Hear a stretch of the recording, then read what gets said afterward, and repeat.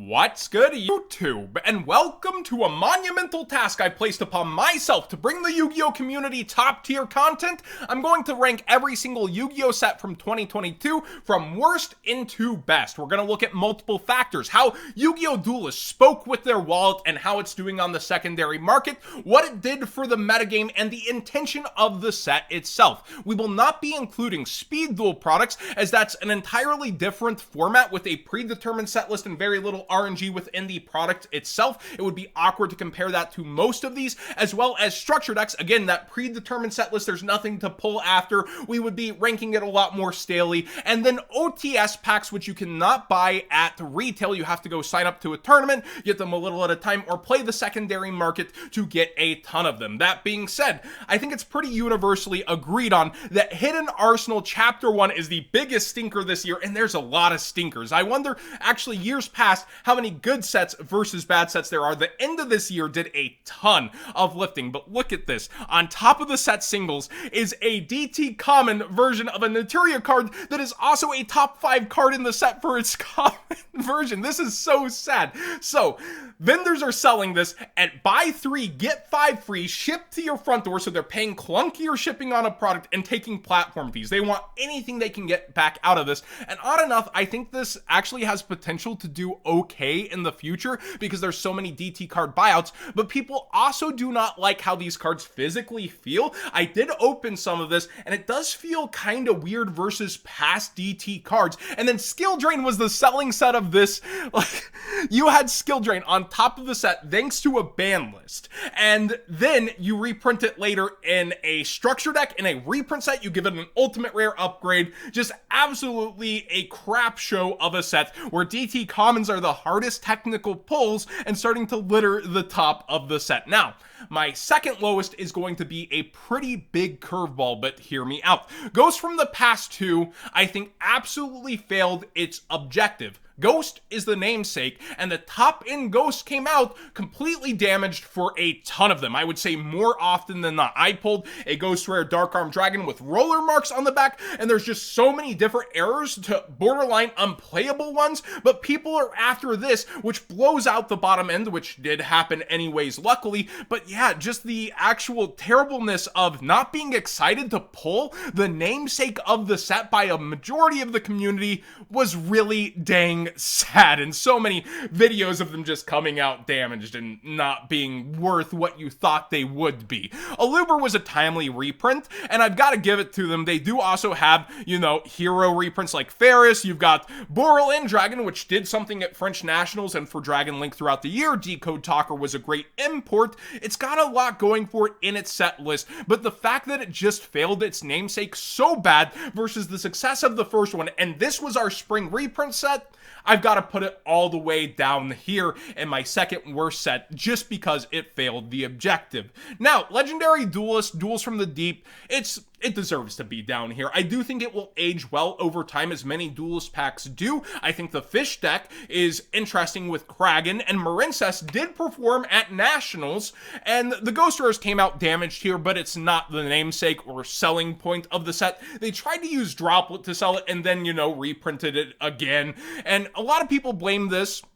for it being the Duelist pack to end Duelist packs, but the Win Duelist pack had Baroness in it, and also failed. So it's a kind of stack up of failures that I think led up to the Earth Duelist pack being split into multiple sets. This does not share that burden alone in my mind. And the Marincess doing okay and actually bringing itself into the metagame from a super cheap pack, because these packs are worth less than the typical pack. I think it actually did a little bit better than Ghost from the Past 2 in my mind, but is still completely falling on its face right now. Legendary Duelist Season 3 decided to short print cards in one of our side sets where previously we hadn't seen shorts before. Magician's Souls, Bane, and Gold were all short, but it did give us a secret rare print of Liquid Soldier. It did make the 5Ds cards locked behind Legendary Duelist cheaper, and also the Preda Practice reprint during the fad was kind of nice.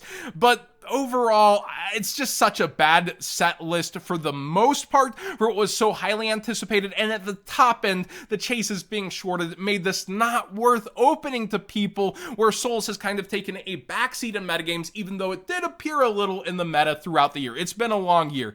Dimension Force, oh my gosh, a core set booster box for $45. Therions remind me a lot of DDD, where it got 3 weeks and was a huge fan favorite and then fell off so bad. It did get to appear at National Season, but you have a lot working for it in the bottom side of the set outside of just the Starlights. Like beyond the Pendulum, you have Visa Starfrost with the potential to be Albaz 2.0, and Psychic in Punisher I do think we'll see its time in the metagame. Scareclaw is also a pretty good rogue deck, but yeah, just knowing that the Megatins are looming in the next year and that a lot of these cards are going to get reprints anyways, where they're already bottomed out this hard and you're Starlight or busting on most boxes, I feel bad for any vendors that did try to hold on to this. Ghost Bell is the top end format dependent hand trap, which is a little bit back.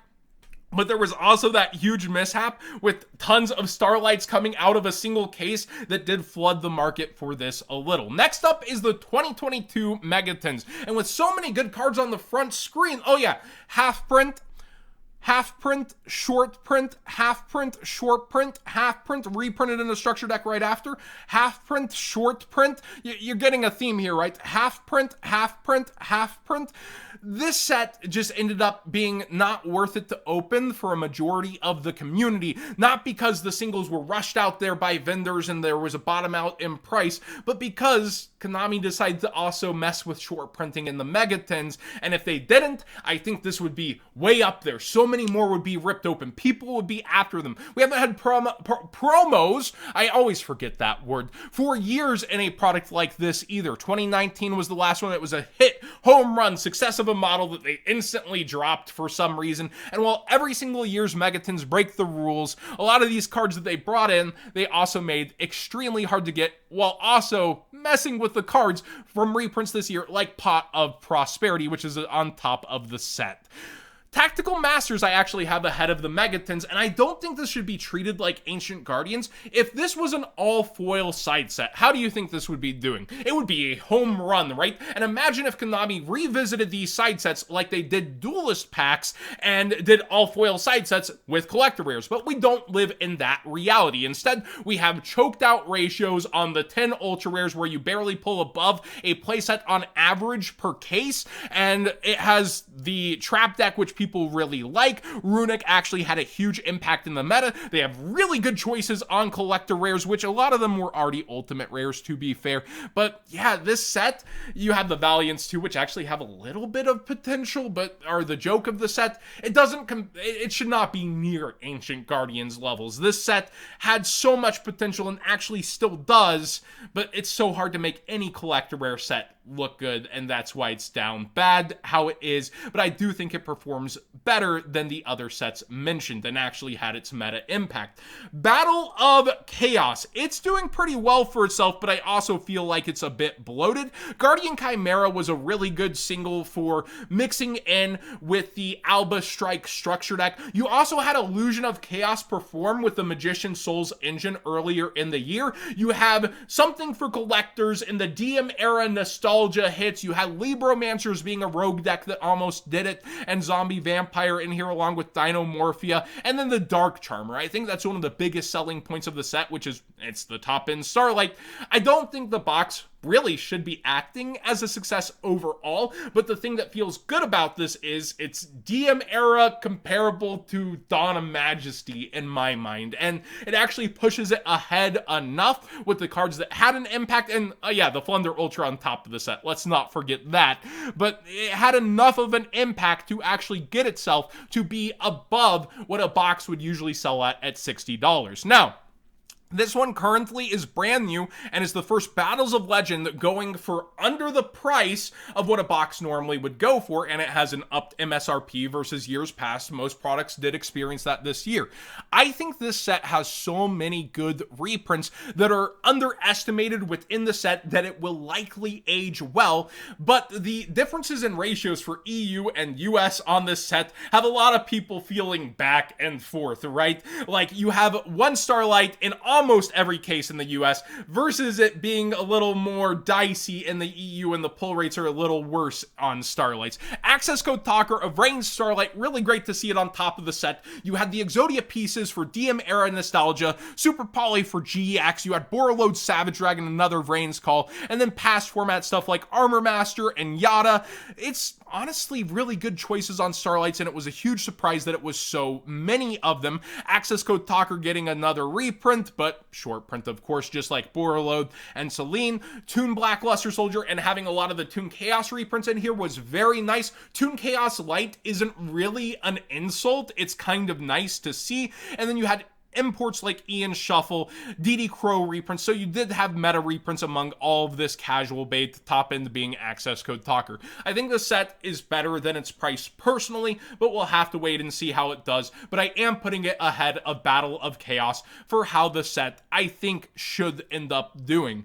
Darkwing Blast is a pretty darn good core set by all means. The Bisted engine is just so nice and impactful, and then you also do have what will likely increase and do well later, getting its DLC in a future set. I always murder the name. The Kashtira. You have Fenrir and Unicorn in here, and they've been doing well, increasing in price. Good choices on the Starlights, multiple waifus, a throwback in Blackwing Dragon. But when I look through the set, besides those, it's kind of lacking, and you don't need much more. You do have the Draco Slayer pendulums that also perform, and updates to tier and sprite, so it's kind of like a update, but not just an update to Power of the Elements. But this is going to be a little controversial. I'm going to put Grand Creators ahead of that set. All three archetypes in here banged, and if this was an all-foil side set, this would be a $150 product. You have the whole Adventure Token package, which did come out this year. I know it feels like 2 or 3 years ago at this point, but that was this year. It got delayed and actually came out this year. Then you have Exo Sisters, which did take a YCS after everybody crapped on it. And then you have the Punk engine, which found itself in so many decks. I know it's more of a mentality of what are you doing for me lately, but this did so much, and for a collector rare set to succeed, it takes that much for it to happen when it is not a world premiere set, and this is a deck building set that actually made it. So I'm going to put it ahead of Darkwing Blast personally, just for it having that ability to go so far. And let's not talk about the Insectory. Let's actually not bring that up, okay? Power of the Elements and Mavens are the last two sets we're going to cover. I have them both up here because it's going to actually maybe differ depending on where you live.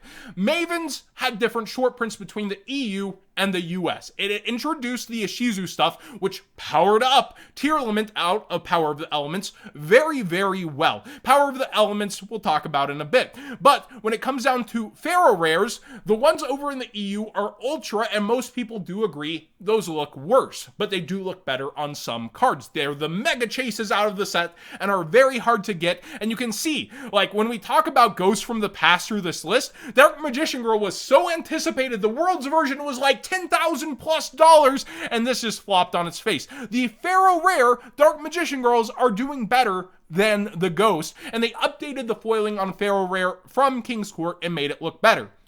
But when we look at the set list itself, we have 4 staples on top of the set, which actually are $10 and under for most of them, barely above right now, and that's pretty darn good. You have other staples throughout the bottom, like Apollosa, Harpy's Feather Duster, which was starting to go up, and then you have a meta impact with the Ishizu stuff, but if you're in the EU, 2 of the Ishizu cards are short, versus stuff like Sword Soul Emergence being shorted in the TCG USA region. So you can have a different taste in your mouth from the EU kind of getting the shaft on this product versus the USA going, it also had sleeves, which are the reason a lot of people will have a different opinion. Getting a guarantee back in a product. Oh my gosh, you're like Stockholm from Konami not doing promos at this part. A lot of people were telling me how happy they were just to get something guaranteed back. That's not a factor for me, but it is for a lot of people, so it's worth mentioning. Power of the Elements completely shaped the metagame around itself. Now, I don't like its import Starlight being DPE. That should have been immediately when it dropped. It feels like they were trying to correct a mistake with that, but when looking in the set list, they found out that ultra rares could sell a set, and they have a much better ratio than secret rares in terms of actually getting extras throughout a booster case, versus you don't even get a full playset on average of secret rares in a booster case. But you had the Planet, which actually was at like above 100 at one point, Sprite Blue, which came out at 70, 80, and then Ultimate Slayer being a staple-esque ability card. This set really did it in terms of core sets, and Zodiac Duelist actually ranked this as their first place through the year, and Yu-Gi-Oh! Twitter ranked this as their first place.